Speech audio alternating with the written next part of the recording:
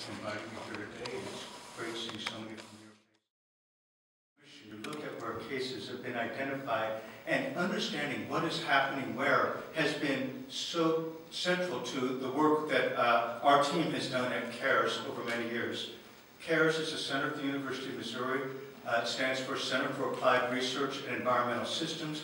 No one remembers that long name. CARES is what we go by. So what we've done over the past 23 years is really focus on decision support. Using GIS, using these visualization tools, these collaboration areas, we build systems for foundations like Robert Wood Johnson Foundation around obesity, working with YUSA, United Ways, Kaiser Permanente, a health system. And so a number of organizations, we built these different learning systems. And what we've learned over the past 5 years is that we're starting to trip over each other because people don't want to learn just within their own cohort. They want to learn across these organizations because so much of this funding is impacting people in place. So what you're going to see first is a very short video. It's about community commons. It's a culmination of many years of work where we've taken all of this discrete learning and have put it together to align investments to accelerate learning. This video is more of an explainer video, not intended for academic audiences, but for the stakeholders and the funders we work with around the country and across countries. So I'll start this. There's a movement underway, a powerful movement, focusing on healthier, sustainable, and equitable communities. It's about discovering new ways to work together across sectors and across issues that matter. It's about inclusion, shared innovation, and shared results. And it may be our best hope for solving our most complex social, economic, and environmental challenges. This movement needs access to meaningful data and visualizations, better ways to learn from and connect with collaborative efforts in different locations, and access to tools supporting collective action. This is why we created Community Commons. Community Commons is for everyone who is or would like to be a change maker in their community, from networks of volunteers preserving green spaces to state health department leaders working with neighborhood activists, or from local nonprofits to national foundations aiming for greater impact, or maybe simply parents who want to help ensure their kids have safe routes to school and healthier foods. Community Commons is an amazing and comprehensive platform that reaches beyond the data by providing context and tools integrating social, economic, education, health, and environmental data visualizations with virtual collaboration spaces to come together, share perspectives, and support their efforts to make a difference in communities. People can use our one-of-a-kind platform to create maps and reports to help them understand the places they're trying to improve. Connect their ideas with peers and thought leaders for inspiration and encouragement. Contribute by sharing their stories, maps, and reports with others.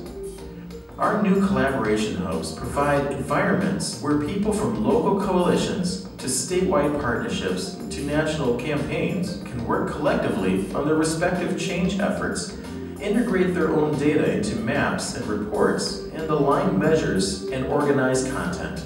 Because the Commons is a public good, the technology and resources that come here go into innovation for the future. We are mission-driven, not market-driven, and aim to make our custom tools publicly available whenever possible. Our partners understand and support this public good mission. We all invest in and benefit from the Commons. Join today, spread the word. Community Commons, change makers welcome. That across. So what I'm going to do is move to the PowerPoint. So the idea there about Community Commons is it's really about collaborations. You can have all the data, you can have maps and reports, but without people working together to solve the issues, it's not going to happen. I think we put a lot of emphasis and time in technologies and data-driven solutions. I think we're misleading ourselves by doing that. We talk about the words data-driven, but it's really people-driven, informed by data where appropriate, because so much around the issues we're tackling isn't around evidence-based alone, isn't around the data, but around perception, around belief systems. We look at the issue of climate change. Community Commons, the homepage, it's really around digital storytelling. The idea is really around the stories we tell, not about the maps and the data again. So it's the stories that people remember. So we highlight that around sustaining the effort. It takes more than money, looking at life expectancy, food day. So there's a lot of work that we have going on in the Commons around curated stories, mapping. We have a global geographic information system in place to really support these different issues that crop up. In other words, the response is only as good as the preparedness we have in place. We need to be thinking ahead of time, what data, what resources, what assets do we have in regions around the world, and how do we work with ministries and NGOs to pull these pieces together so they make sense, so when an event does happen, like an Ebola outbreak, it's not just the response, but the longer-term recovery, looking at food systems and looking at how we're dealing with issues of access.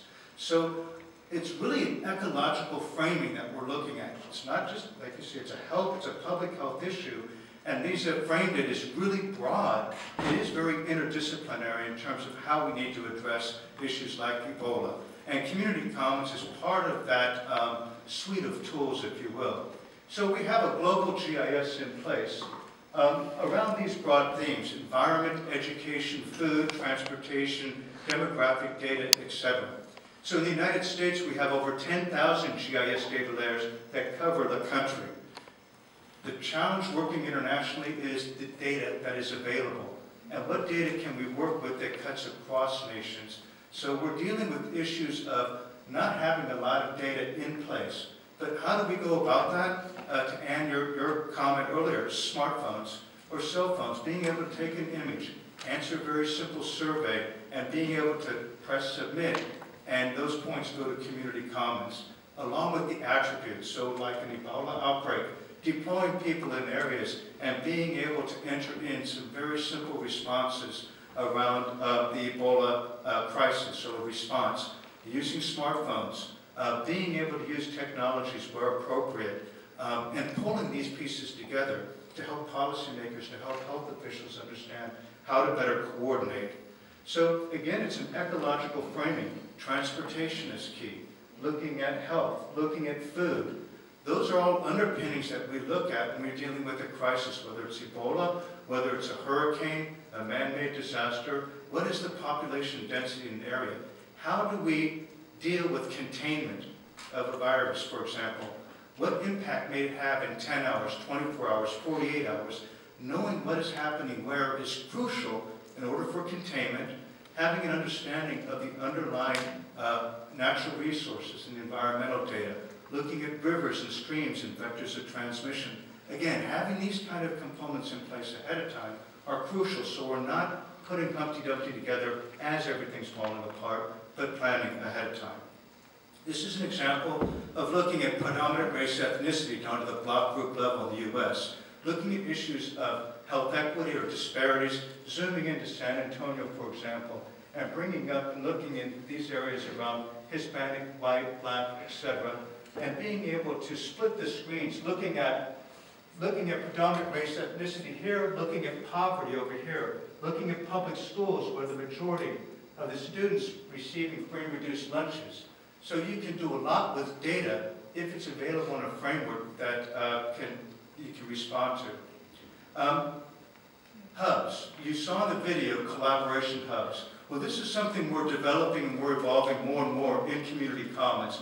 A hub is basically a secure area for organizations to work together behind the scenes and then being able to push out and communicate what they want to make publicly available. There's often a disjoint between researchers doing the good work and pulling the data together and generating the collaborations, and then you have this mechanism that needs to be in place for communicating what you've learned or where you are in the process. So this is a hub, for example, in South Africa around a Center of Excellence in Food Security. And these are the different tabs, looking at maps and reports, looking at, in your group library, uploading documents and PowerPoints. It's a way to collaborate and then push this out. Another area, which is why I was really interested in all those wonderful pins in the map out in the hall, is what we're working on with a global engagement strategy. NU faculty and where they're working across the world.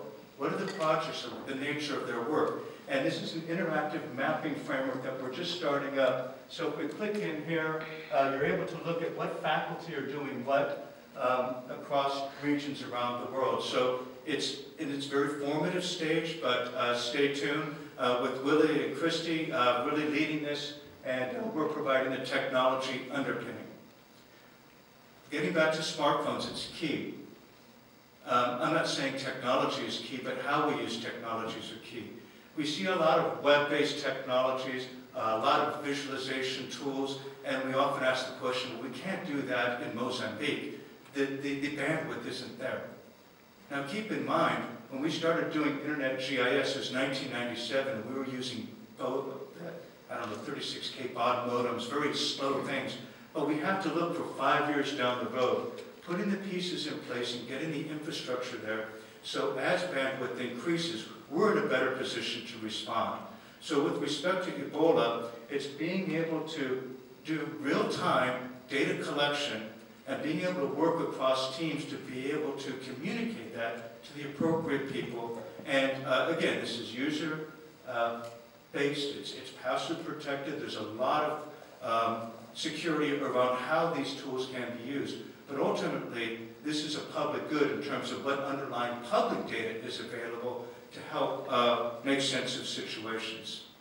So finally, this is a great book I read years ago. The greatest distances are never geographical. And how true. It's really, you know, how our mindsets around collaboration, around sharing information, and around understanding where each other is coming from as we address these issues, not just from a research perspective, but as we're dealing with the cultural and belief system perspectives as well. Thank you.